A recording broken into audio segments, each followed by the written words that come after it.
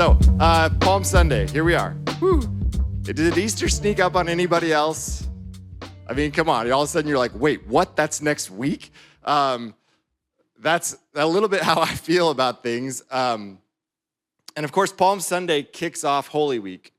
This is like the beginning of the week that leads us to ultimately Good Friday, where Jesus died, and then Easter Sunday, where he rose again. And so I want to talk a little bit about Palm Sunday today. It's kind of I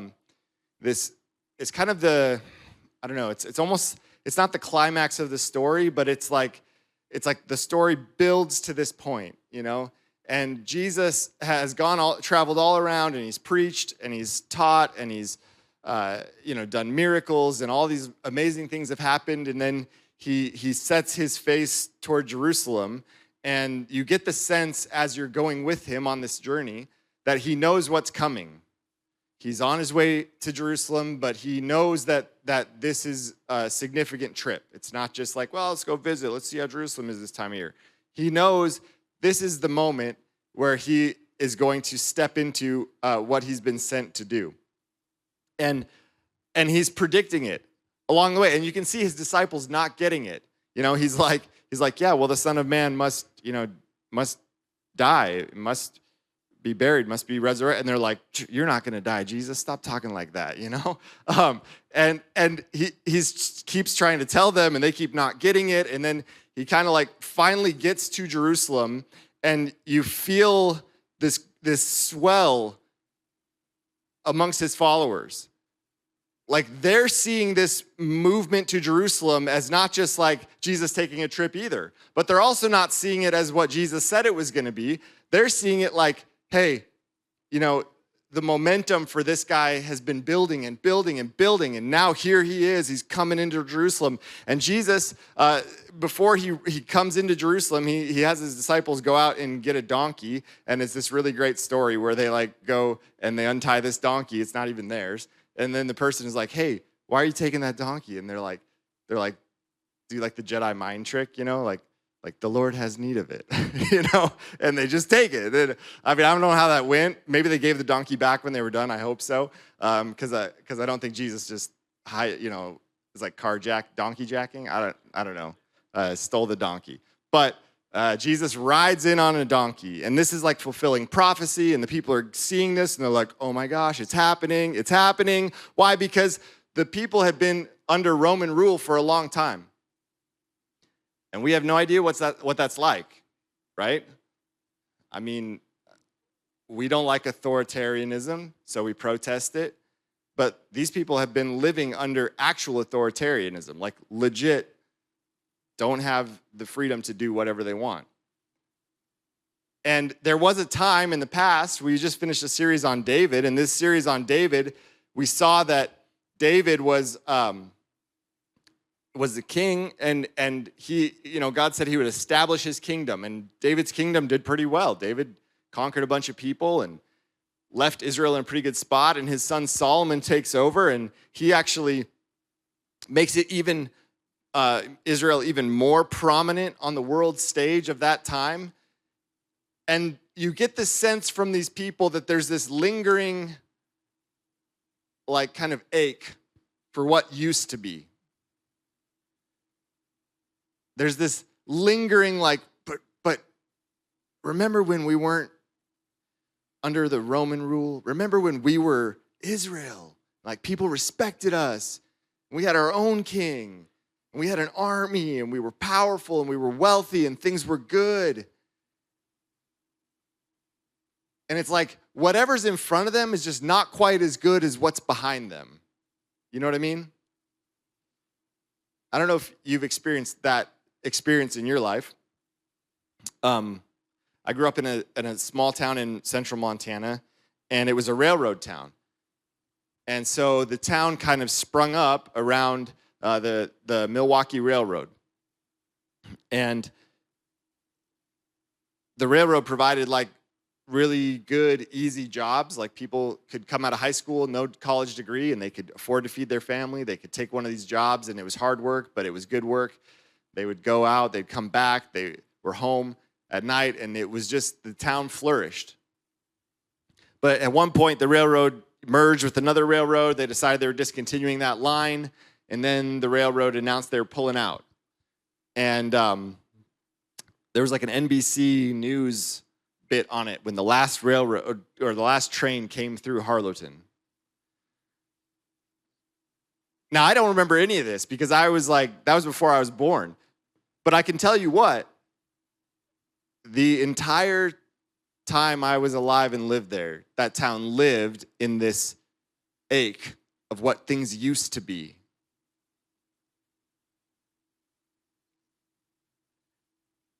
And there used to be all of these things, and there used to be so many more people, and our school used to be a bigger class, and we used to have wrestling. I don't know. And nobody had a vision for the future because they were all just feeling the pain of what wasn't anymore.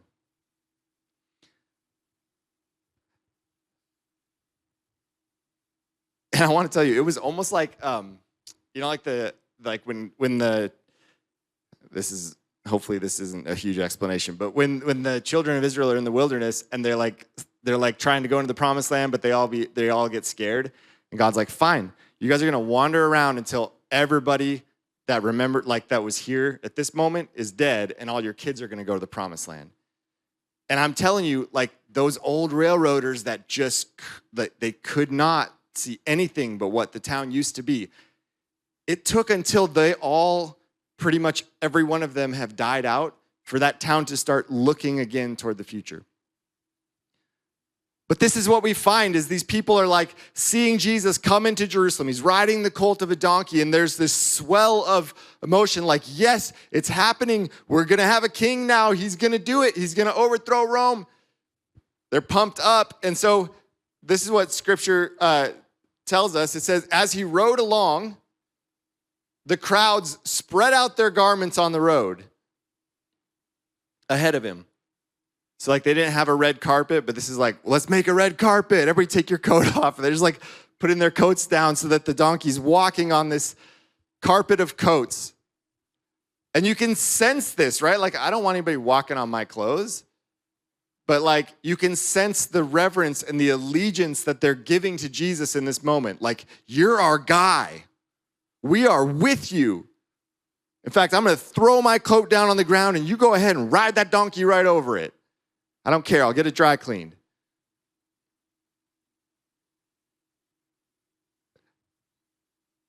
And when he reached the place where the road started down the Mount of Olives, all of his followers began to shout and sing as they walked along, praising God for all the wonderful miracles they'd seen. Are you getting the picture? This is like a coronation parade. This is like, here comes our king. And he's going to get rid of Rome. And so this is what they were singing. Blessings on the king who comes in the name of the Lord. Peace in heaven and glory in the highest heaven. Some versions use the word Hosanna.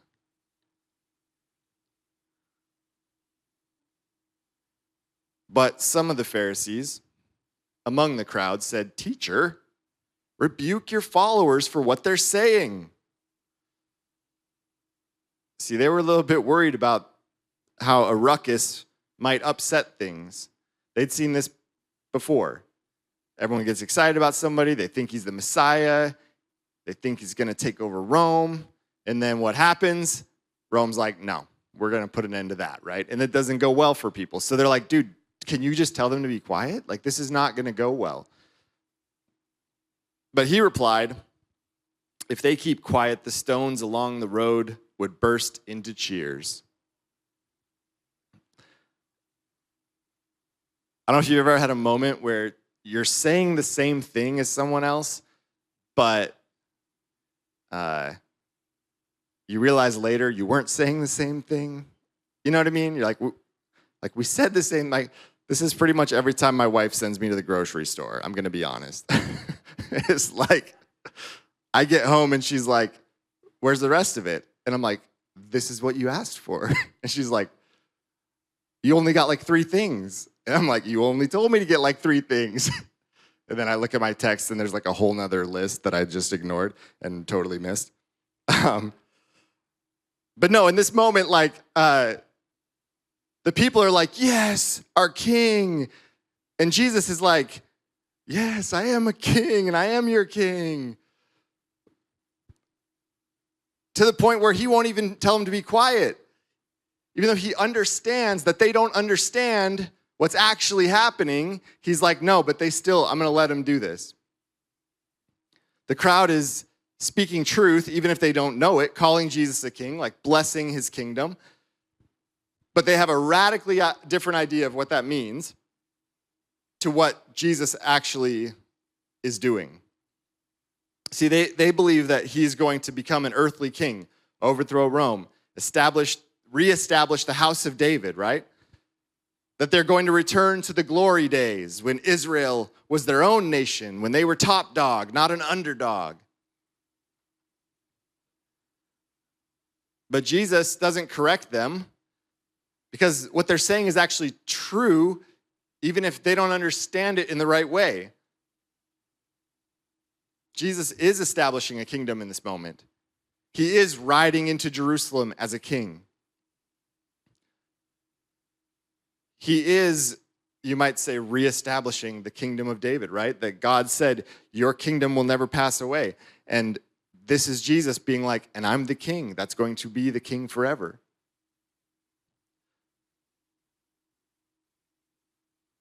But the kind of kingdom that Jesus was establishing is not the kind of kingdom that they wanted. And it strikes me when I think about this, we're going to talk a little bit today about like the sort of complicated relationship that Jesus has with crowds.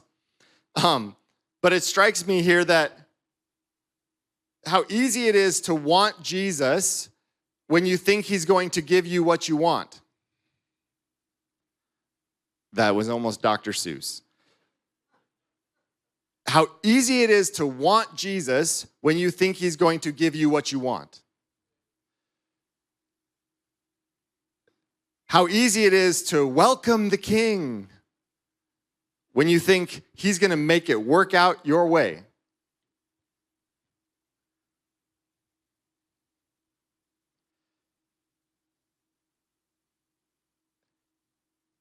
And many of, like, I do this. This isn't like, wow, this crowd was dumb. You know what I mean? Like, can we just own this for a second? Like, so often we can slip into this spot where we have like a vending machine God, insert quarter, output whatever I choose.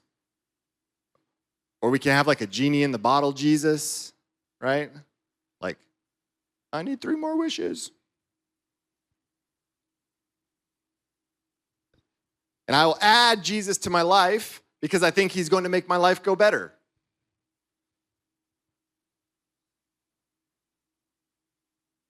Many of you, some of your first encounters with Jesus might have been at the threat of an eternal torment.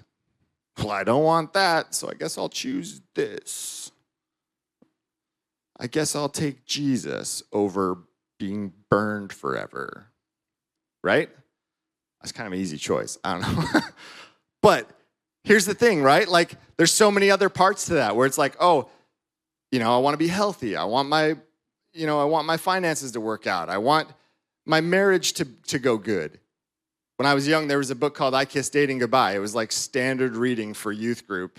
And it was basically this idea that like, don't date anymore, just court. And I'm not like, I don't have an opinion on that really, but it was basically promised that like, and if you do it this way, like if you follow this book, then your marriage is going to work out. Then it's all going to go good for you. Then your wife and you are going to have the best relationship ever.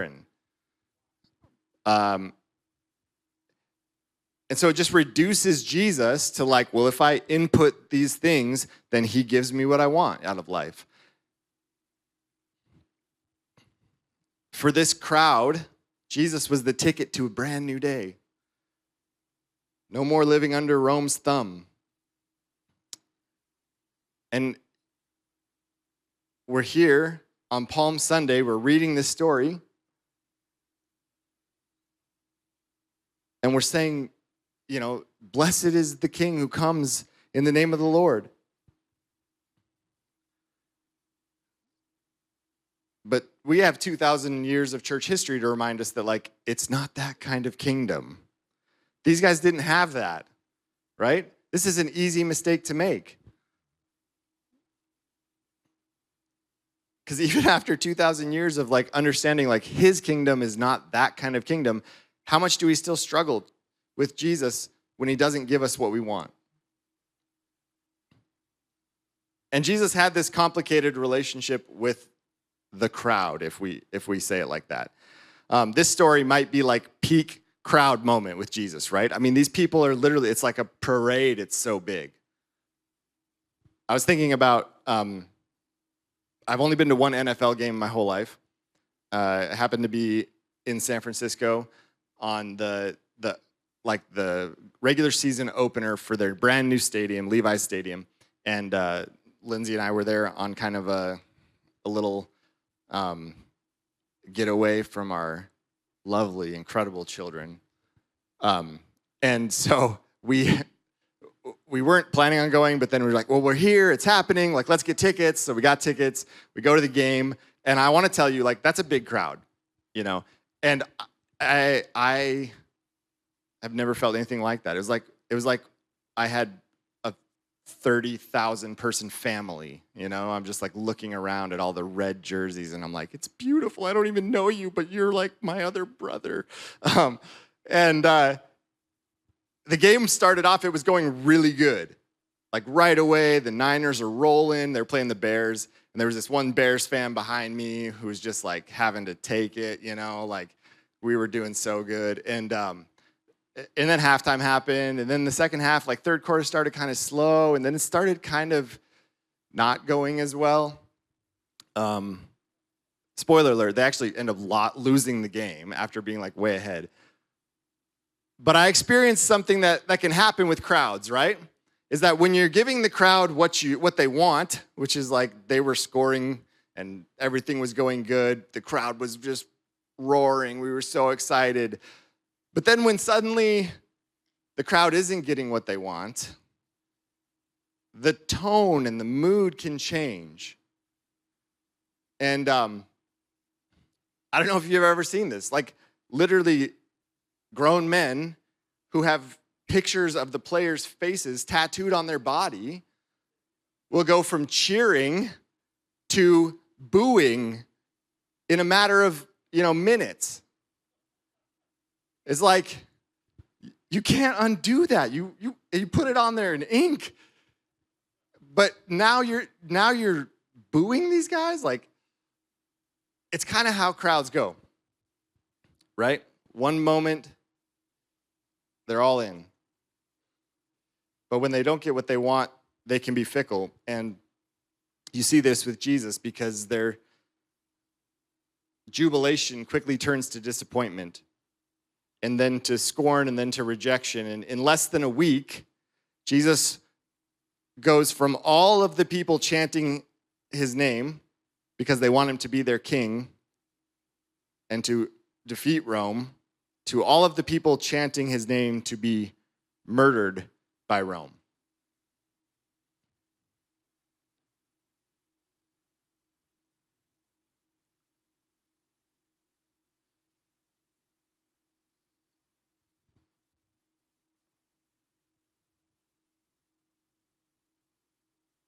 And it just reminds me, this isn't the first time this happens with Jesus, where he goes from hero to zero really fast.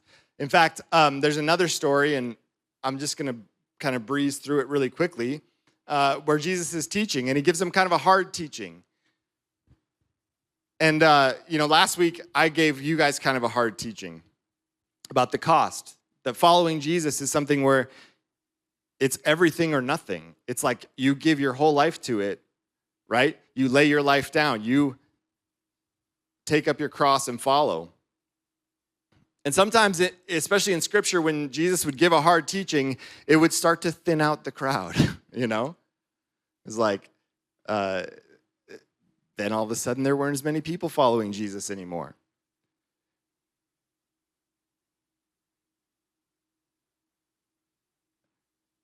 You guys weren't like that, interestingly enough. I talked to a bunch of you after last week, and a hard teaching didn't chase you away at all. And I think there's something to that, right? There's something kind of intuitive about this idea that following Jesus is something that if you don't do it all the way, you're going to feel a tension in your life where you're like, I know I'm only following Jesus with this part of my life, and I'm kind of holding on to this part, and it creates this tension that you live in, and it's uncomfortable. And I think many people end up then later not following Jesus because they're like, I just couldn't live in that tension anymore. When the reality would be to like recognize, look, if you're not all in, it's not gonna do what you think it's gonna do. And there's some things that you have to do all the way, right? Like cooking a microwave burrito. Like, have you ever done that? Have you ever pulled it out of the microwave? It's like steaming, it's hot, it smells delicious. You bite into it, it's frozen in the middle still. And you don't want to eat a frozen in the middle burrito. You want it to be done all the way through. And that's what it's like to follow Jesus. Like, if you don't do it all the way, then you're going to be like, it's not it. It's not it.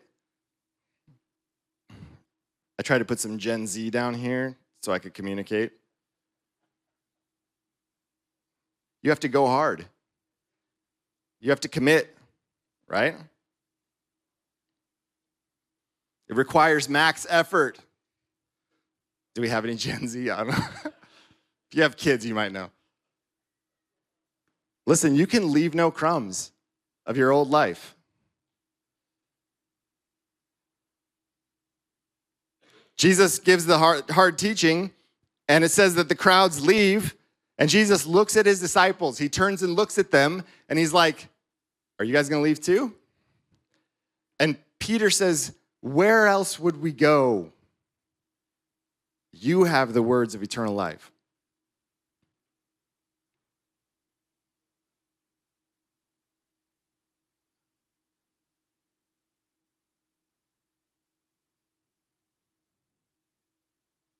One of the things that we can all be guilty of is that when we see the direction of the crowd, sometimes we think that's like a symbol or like a representation of the presence of God. You know? And I want to be real with you that I don't want to over-demonize a crowd either, okay? Sometimes it's like, oh, well, they just couldn't handle the heat, you know? Get out of the kitchen, or whatever. It's like, oh, I guess you weren't tough enough to follow Jesus. Like, I don't think that's what it's about. I don't even want to say that this crowd was weak or that they had no faith or whatever. You know, the things that we might put on them to try to say, it's sort of the way we sort of reinforce, like, our decision to stay means that, like, we made the right call and they obviously were wrong. I don't want to say that at all. But I do want to kind of bring this home to us a little bit in that sometimes the sense is that, like, if the crowd left, did Jesus leave too? And I want to talk about that specifically for Zootown Church. When I came to Zootown almost 8 years ago, guys, we hadn't built this yet. Like Caleb said, this was still kind of a youth room in a big empty warehouse. We were in the other building, or the other side of the building where the kids are now. And there was 3 services on a Sunday. And they had to be on time. Like, I couldn't preach long, because if I preached long, then the parking lot was in chaos, right? Because we had to move the cars out to move more cars in. I don't know how many of you were here then. Maybe some of you weren't. Maybe some of you were. You remember those times. And Zootown used to draw a big crowd. And if you were here for that, and now you're still here, that may be something that you struggle with, right?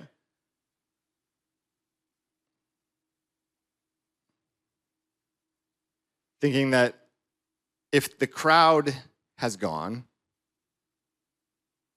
has Jesus gone too?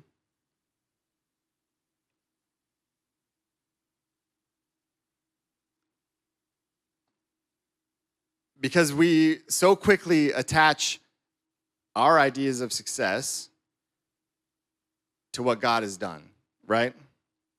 Like, well, obviously, wherever the most people are, that's where God is doing the most.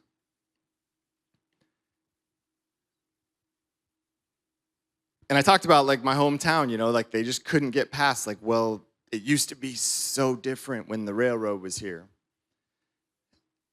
And I find myself sometimes thinking like, man, it used to be so different.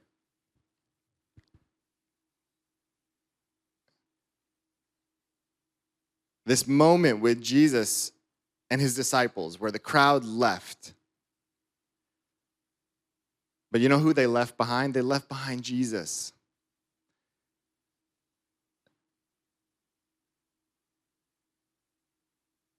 And those disciples stayed. And I don't want to imply at all that anyone who's left Zootown Church has left Jesus behind, okay? Like, Jesus goes with you, okay? Bless you. I want to be really upfront about that. But what I do want to speak to is I want to speak to us, to those who are here, to you who have stayed, that Jesus has not abandoned us here at Zootown Church.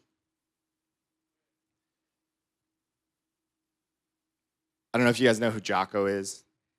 I think that's his name. He's like an influencer. He's like a motivational influencer. He's like this huge dude. And he's like, so your life isn't going good? It's like, so your truck broke? Good.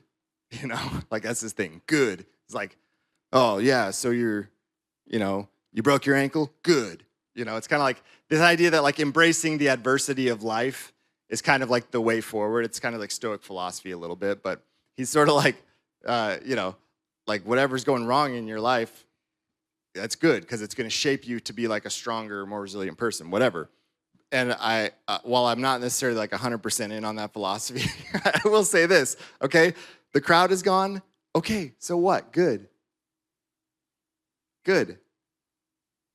I should say it like him. Good. It's like, because when I look around, I don't see a crowd that's gone. I see those who stayed. And those who said, where else will we go? Jesus is still here, and we want to be with Jesus.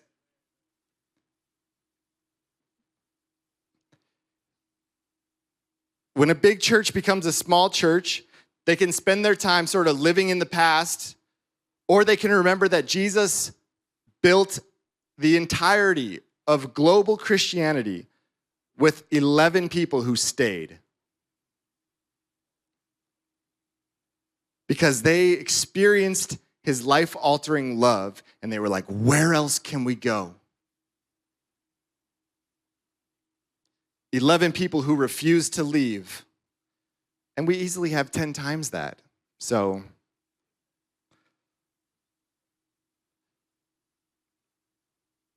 if you look around this room, and you are free to look around this room, you're going to see friendly faces.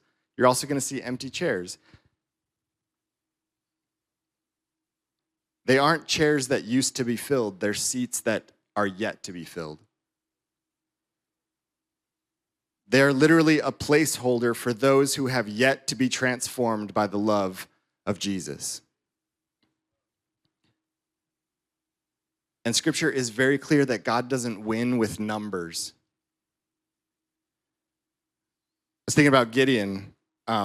And if you know the story of Gideon, you'll know what I'm talking about. If you don't, I'm going to give it to you real quick. And I mean real quick because I don't want to go too long. But Gideon was a different time when Israel was under someone's thumb. It wasn't Rome this time, it was Midian. And the Midianites were pretty awful. They would burn or destroy Israel's crops, or they would steal them. And so it made it hard. It made it hard because people didn't have enough to eat. And for years this was happening. And eventually there's this guy, Gideon, and he is like hiding out like underground with the tiny little bit of wheat that he could collect to thresh it and into, to remove the chaff so that he could do something with it.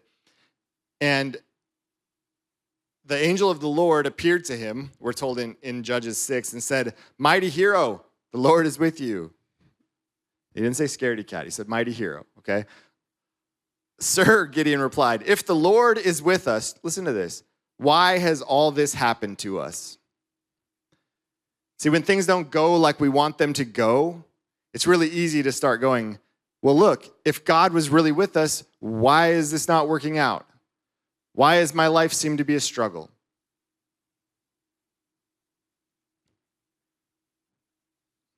If the Lord is with us, why has all this happened to us? And where are all the miracles our ancestors told us about? Didn't they say the Lord brought us up out of Egypt? But now the Lord has abandoned us and handed us over to the Midianites. Then the Lord turned to him and said, "Go with the strength you have and rescue Israel from the Midianites. I am sending you."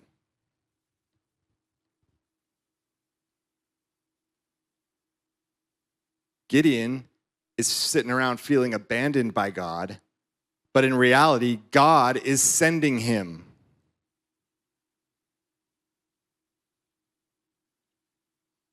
I want to pull that into our context.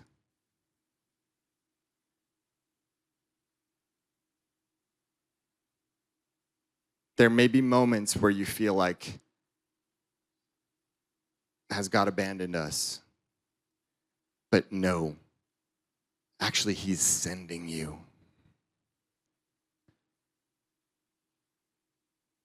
You're not abandoned, you're called.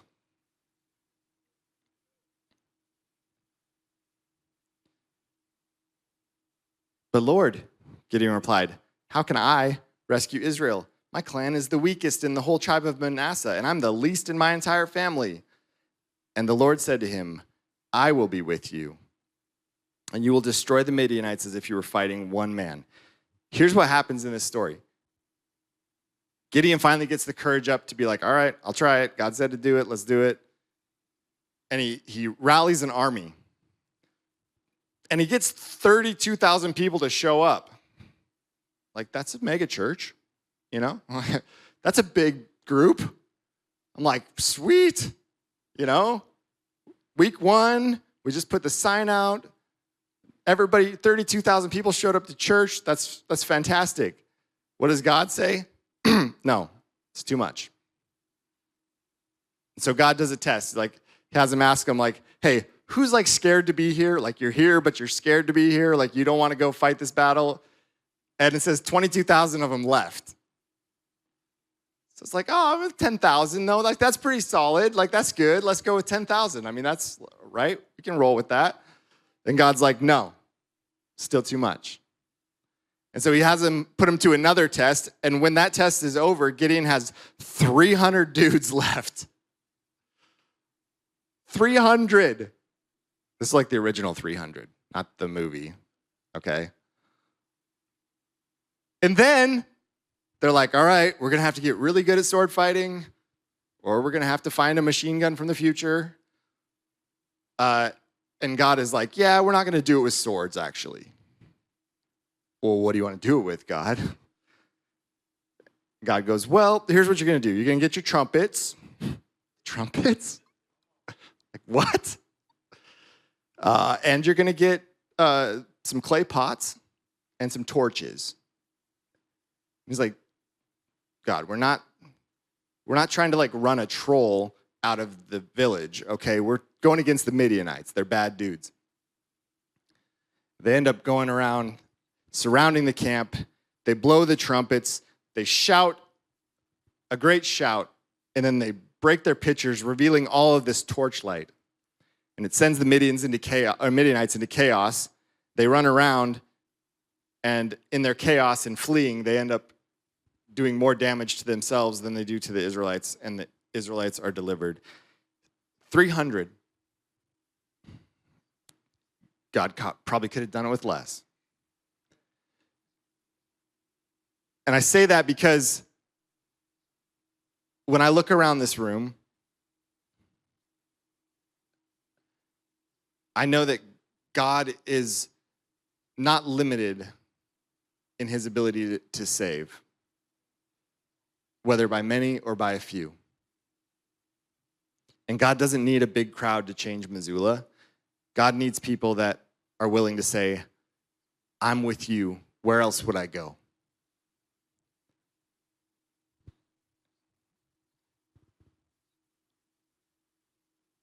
Do you know who wants people to experience the life-altering love of Jesus even more than we do? He does. He's more invested in this than we are. And that's good because that's how he leads us. But he works through his people. And he wants to work through a church. No matter how big, no matter how small, a church that says, we're with you. We aren't going anywhere because we want the world to experience this love.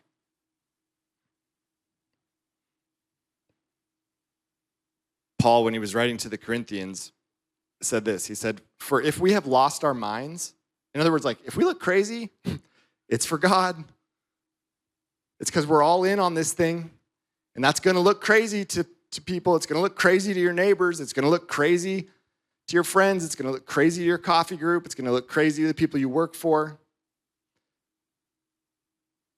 But he says, if we've lost our minds, it is for God. If we are of sound mind, in other words, if anything we're saying makes sense, it is for you. So that this makes sense. But he says this, for the love of Christ controls us.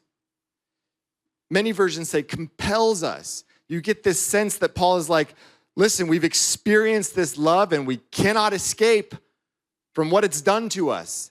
That's the life-altering part, right? Where like when you experience the love of Jesus, you're like, I can't get away from this, even if I try. There's nothing else for me to do but to be all in. For the love of Christ controls us, having concluded this, that one died for all, therefore all died. And he died for all so that those who live would no longer live for themselves, but for him who died and rose on their behalf. Do you see the invitation here? To be captured by the love of Christ and to live no longer for yourself, but to live for him. To be compelled to the point of looking crazy. That's like the last thing any of us want to do, right? Like nobody wants to feel embarrassed. Nobody wants to feel silly. Nobody wants to do things that are so outside the norm that somebody's going to be like, you know them. And yet Paul is like, it doesn't matter. We can't help it. Because the love of Christ has changed our lives. You stand with me, and band, you can come. In a moment, we're going to take our communion liturgy.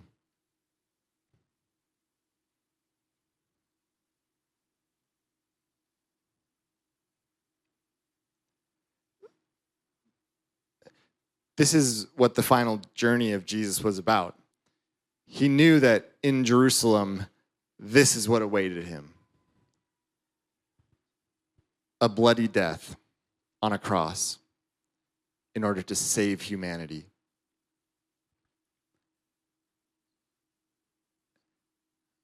And on the cross, Jesus' body was broken open. And that's what the bread symbolizes, his body that was broken. And his blood was poured out. And that's what the wine or the juice symbolizes, the blood that was poured out. Jesus was broken and poured out.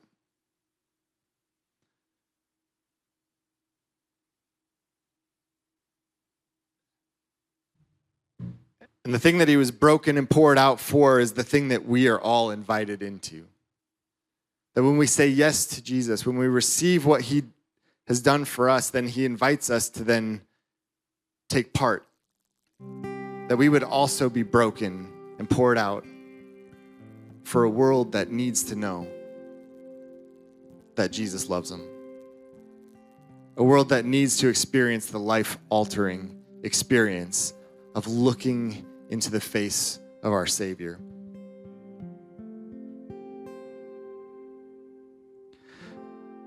So I want you to look right now. This might feel weird to you. It's fine, right? If I've lost my mind, it's for God. But I want you to pick an empty seat near you.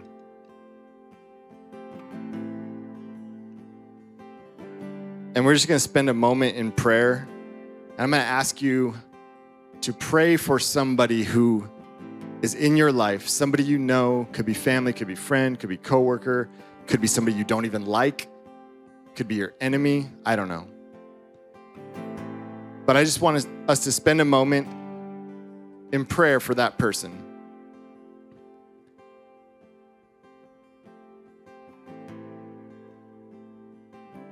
A moment in prayer for someone who needs to experience the love of Jesus.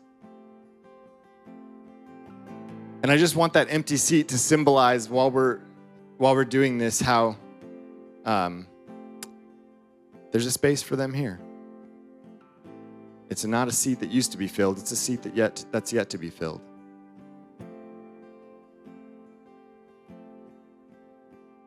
So let's go ahead and do that now.